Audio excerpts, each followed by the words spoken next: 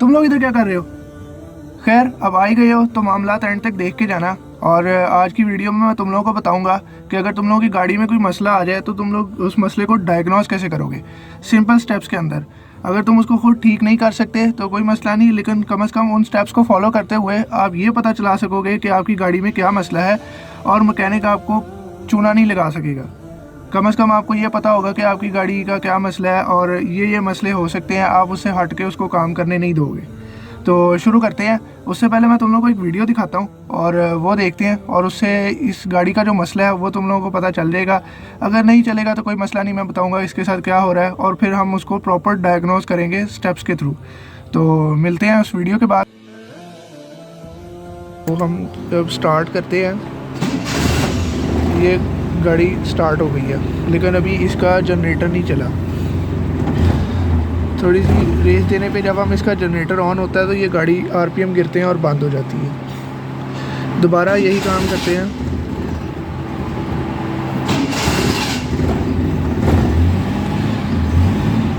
इससे गाड़ी स्टार्ट हो गई है और अब जैसे ही रेस दे के छोड़ेंगे ये आरपीएम फ़ौरन गिरते हैं और गाड़ी बंद हो जाती है। तो बॉयज़, हम आ गए अपनी वर्क स्पेस पे और अब हम जो है ना वो देखते हैं कि इस मसले को डायग्नोस कैसे करना है। तो बेसिकली अगर आपने वीडियो देखी है तो आपको समझ आ गया होगा, अगर नहीं आया तो मैं बता देता हूँ आपको। Car is not starting in idle condition. Car idle condition पे स्टार्ट नहीं रह पा रही, मतलब आप जैसे ही रेस छोड़ते हैं गाड़ी बंद हो जाती है। तो सबसे पहले किसी भी चीज़ को डायग्नोस करने के लिए आपने जो सबसे पहला काम करना है, आपने इस चीज़ को या जो भी आपकी करंट कंडीशन है उसको इंटरनेट पे लिखना है और कुछ पॉइंट सर्च करने हैं जो आपके गाड़ी के रिलेटेड होंगे, या काफ़ी सारा इंटरनेट पे आपको मवाद मिल जाएगा, या ग्रुप्स में आपने सर्च करना है तो उससे आपको कुछ पॉइंट्स जो है ना वो मिल जाएंगे जो आप कंसिडर कर सकते हैं। अब जब मैंने इसको सर्च किया तो मुझे मिला कि ICU वाली मेरान की अगर बात करें, जिसको ECU वाली, जिसको हम बोलते हैं second generation of Mehran euro 2 का, उसके अंदर बेसिकली सेंसर्स होते हैं। तो उसमें आपका एक एग्जॉस्ट का सेंसर और एयर इनटेक का सेंसर, इसको चेक कर लिया जाए। अगर ये दोनों ख़राब हैं या गंदे हैं या इनकी सफाई होने वाली है तो क्या होगा, इंजन अपना एयर फ्यूल मिक्सचर सही से प्रॉपर कंबंशन चैम्बर के अंदर जा नहीं रहा होगा और उसकी वजह से जो है ना वो स्पार्क हो रहे होंगे, या उस वजह से भी गाड़ी वाइब्रेशन होकर बंद हो रही होगी। एक तो ये चीज़ है। लेकिन मसला ये है, ये कार्बोरेटर इंजन है तो इसके अंदर कोई ऐसा सेंसर तो होता नहीं है, सारा कुछ मैकेनिकली काम कर रहा है कार्बोरेटर के अंदर। तो उसको हम कहते हैं एयर फ्यूल रेशो आपकी। तो इस पहली चीज़ तो ये कि इसमें कोई सेंसर नहीं है तो ये मसला हो नहीं सकता। हाँ, ECU वाली मेहरान में जो है जिसके अंदर आपका कंप्यूटर लगा हुआ होता है उसके अंदर हम ये कंसिडर कर सकते हैं। तो ये तो हो गया क्रॉस। उसके बाद आप कहती है रॉन्ग एयर फ्यूल रेशो। हम उससे जो नेक्स्ट कंडीशन है वो है जी रॉन्ग एयर फ्यूल रेशो, या एयर का मिक्सचर जो है वो ज़्यादा है या फ्यूल का मिक्सचर ज़्यादा है, वो प्रॉपर सेट नहीं है कार्बोरेटर में, जिसकी वजह से जो है ना वो प्रॉपर कंबंशन नहीं हो रही। तो ये एक इशू हो सकती है, वाइब्रेशन होके आपका जो है ना वो ख़राब हो रहा है। तो सबसे पहले जी बॉस ये भी नहीं हो सकता, क्योंकि इसकी एक निशानी ये है कि जब आप रेस देंगे ना तो इंजन बैठेगा, मिसफायर होगा, और हो सकता है कार्बोरेटर वाली जगह से आपको बाकायदा स्पार्क दिखता नज़र आई, या एक आप कहते नहीं पटाखा सा निकला है वैसा फील होगा। तो ये बिल्कुल ओके है। कार आप एक्सलेटर एकदम फुल दे दें, गाड़ी एकदम रेस पकड़ती है और ये ओके है बिल्कुल। उसके बाद है जी आपका point ignition adjustment. Point ignition basically गाड़ी के अंदर इसके अंदर हर जो फ्यूल इंजन है उसके अंदर 4 स्ट्रोक्स होते हैं, ठीक है। सबसे पहले आपके पास आता है आपका वेव्स ओपन होते हैं, एयर इनटेक होता है, फिर आपका पिस्टन नीचे जाता है, फिर ऊपर आता है, फिर कंप्रेशन होता है, जो आपका एयर फ्यूल मिक्सचर है उसको इतना दबा दिया जाता है, और फिर उसके बाद स्पार्क होता है, स्पार्क से जो है वो इग्निशन होती है, आग लगती है। उसके बाद चौथे स्ट्रोक में आपका जो जिसे हम कहते हैं जो धुआं बनता है या जो भी केमिकली उसका प्रोसेस होता है वो थ्रू एग्जॉस्ट बाहर निकाल दिया जाता है। तो जब आपका ये ख़राब होगा तो आपकी इग्निशन की जो टाइमिंग है वो हर जो पिस्टन है वो एक अलग टाइम पे स्पार्क होता है, सारे एक टाइम पे स्पार्क नहीं होते। तो एक इशू ये भी हो सकती है, गाड़ी आइडल पे स्टार्ट नहीं हो रही, कि आपका जो है ना ये पॉइंट इग्निशन जो है ना वो उसके अंदर उसकी एडजस्टमेंट में कोई प्रॉब्लम है, तो वो आपको चेक करवाना पड़ेगा किसी भी मैकेनिक के थ्रू, किसी भी ट्रेंड मैकेनिक के थ्रू जो उसको समझता हो। तो और इसकी निशानी ये होती है पॉइंट इग्निशन की, जब आप रेस देते हैं ना तो गाड़ी का इंजन वाइब्रेट करता है, स्टेबल नहीं होता। तो हमारे जब रेस देते हैं तो गाड़ी का इंजन बिल्कुल ठीक होता है, तो इसका मतलब आपका जो पॉइंट इग्निशन वाला स्टेप है ये भी गलत है। उसके बाद आती है आपकी वायरिंग शॉर्ट। तो अगर आपने वीडियो में देखा है तो इसका जनरेटर थोड़ी देर बाद चलता है, जब हम रेस देते हैं जनरेटर ऑन होता है और गाड़ी बंद हो जाती है। तो बेसिकली हम जनरेटर ऑन होता है और गाड़ी बंद हो जाती है। तो इसको हम ऐसे कंसिडर करते हैं कि फ़िलहाल गाड़ी में ये मसला नहीं है बिल्कुल भी। कि आपने वैसे बारिश में देखा होगा कि जब बारिश में अक्सर अगर मेहरान में या वो गाड़ियाँ जिनके जनरेटर नीचे की तरफ लगे हुए हैं, अगर उनमें पानी चल रहा है तो शॉर्ट सर्किट की वजह से गाड़ी बंद हो जाती है और उसके बाद स्टार्ट नहीं होती। तो इस टाइम इस गाड़ी में इस तरह का कोई जो है ना वो सीन नहीं है। वायरिंग बिल्कुल जैक टू जैक नहीं हुई है और ये जो आपका वायरिंग शॉर्ट वाला मसला है ना, ये नहीं है। और वो बंद क्यों हो रही थी वो मैं बताता हूँ आपको। वो इसलिए हो रही थी कि जब आप एक जनरेटर को ऑन किया जाता है और उसके ऊपर लोड डाला जाता है तो उससे एक बैक ईएमएफ इफेक्ट प्रोड्यूस होता है। वो बैक ईएमएफ इफेक्ट जो है ना, वो जब आपकी जनरेटर की जो स्पीड है ना, उस जनरेटर पर लोड डालता है, जिसकी वजह से इंजन पे लोड पड़ता है और इंजन बंद हो जाता है। तो ये भी नहीं हो सकता। The final thing is the slow jet. Slow jet क्या होता है? गाड़ी में बेसिकली 2 वेल्स होते हैं कार्बोरेटर्स के अंदर। एक आपका मेन ऑपरेशनल वेल होता है, जब आप गैस पेडल को प्रेस करते हैं तो वो उस वक्त ओपन होता है और वो आपकी एक perfect air fuel mixture provide करता है जितना आप गैस पेडल को प्रेस कर रहे होते हैं उस हिसाब से। लेकिन जब आप गैस पेडल बिल्कुल छोड़ देते हैं तो वो जो मेन ऑपरेशन वेल है वो आपका बंद हो जाता है और स्लो जेट उसको ओवरकम कर लेता है। स्लो जेट बेसिकली एक छोटा सा वेल होता है, वो मैं अभी आपको दिखाता हूँ। बेसिकली इसमें मसला स्लो जेट का ही है। वो ऐसे छोटा सा एक वेल होता है, उसके अंदर छोटे छोटे सुराख होते हैं और वो आपकी गाड़ी को जो है ना वो इनफ फ्यूल मिक्सचर प्रोवाइड कर रहा होता है कि गाड़ी लो आरपीएम पे भी स्टार्ट करी रहे। जब जो आपका मेन व्हील बंद हो जाता है तो ये स्लो जेट उसको ओवरकम कर लेता है। तो अब मैं आपको दिखाता हूँ कि स्लो जेट, इसके अंदर बेसिकली मसला स्लो जेट का है। सबसे पहले आपने इसी को कंसीडर करना है, ये वाली चीज़ें बात की है। ये काम भी छोटा सा है, थोड़ा सा टाइम लगता है इसकी सफाई के अंदर। तो अभी हम इसको ओपन करते हैं स्लो जेट को, और फिर मैं दिखाता हूँ आपको कि स्लो जेट जो है ना वो मेहरान का जो कार्बोरेटर का स्लो जेट है वो कहाँ पे लगा होता है और आप इसको कैसे ओपन कर सकते हैं। तो चलते हैं गाड़ी की तरफ।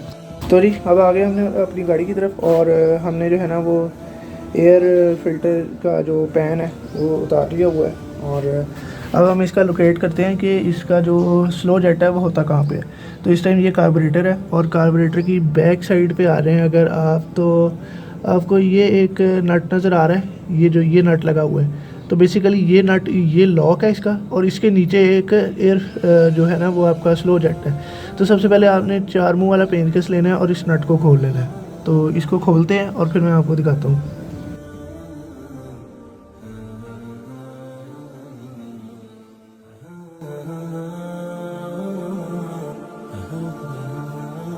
तो भाई लोगों, ये हमने खोल लिया इसका। ये इसका लॉक होता है जो उसके बेसिकली अंदर आके फंसा हुआ होता है और ये पेंच हमने अब इसका खोल लिया। और ये आपको छोटा सा नज़र आ रहा है ना, ये इसका स्लो जेट है। तो अब इसको खोलते हैं। इसको खोलने का तरीका ये है कि आपने जो है ना वो